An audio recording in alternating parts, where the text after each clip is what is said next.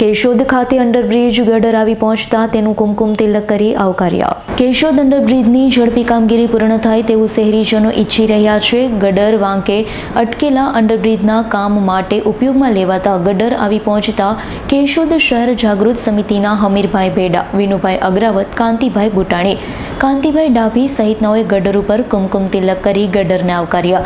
ગટરમાં જે ટ્રકમાં લાવવામાં આવેલ તે ટ્રકના ડ્રાઈવર તેમજ આ કામમાં સહકાર આપનાર જીયુડીસી અને રેલવે વિભાગના ઇજનેરના હાર તોરા કરી તેમનું સન્માન કરવામાં આવ્યું। ગટર આવતા અંડરબ્રિજની કામગીરી માર્ચ મહિનામાં પૂરી થાય તેવું અનુમાન લગાવવામાં આવી રહ્યું છે। ગટર આવતા કેન્દ્રીય મંત્રી મનસુખભાઈ માંડવિયાને કરેલ રજૂઆત સફળ બનતા પૂર્વ તરફની સમિતિએ ખુશી વ્યક્ત કરી। અંડરબ્રિજ બનતા શહેરીજનોની બંને દિશા તરફ અવરજવર કરવી સરળ બનશે। સૌને આજની સવારના પ્રણામ, જય ભારત, જય સ્વામિનારાયણ। કેશોદની જનતા આજે 5/2/22થી જેની રાહ જોતી હતી અને જે મોટો વિવાદ હતો ગટર કોઈને ખ્યાલ નહોતો ગટર એટલે શું છે, કેવા હશે, કાંઈ ખબર નહોતી, કલ્પનાઓ હતી। પરંતુ હમણાં તાજેતરમાં કેન્દ્રીય મિનિસ્ટર માંડવિયા સાહેબ આવ્યા અને એને ચાર ચોકમાં આ સાઈડ ઉપર આવીને વચન આપેલું કે ભાઈ 31 માર્ચ સુધીમાં હું આ ચાલુ સાહેબ કરી દઈશ અને એ વસ્તુનું અભિયાન આપણા અહીંના સ્થાનિક કોન્ટ્રાક્ટર અને ગવર્મેન્ટ તરફથી અને રેલવે તરફથી એમના એન્જિનિયરે જે બાંહેધરી લીધી એની ફલશ્રુતિ રૂપે આજે ગટરો આવી ગયા છે અને એ ગટરોનું અમે જાણે કે ભગવાન ઠાકોરજી પધાર્યા હોય કુદરત કરાવે એવી રીતે એનું સન્માન કરી શ્રીફળ વધેરી હાર તોરા કરાવી ડ્રાઈવરોના, કેમ કે ડ્રાઈવરો અમારા માટે કૃષ્ણ છે।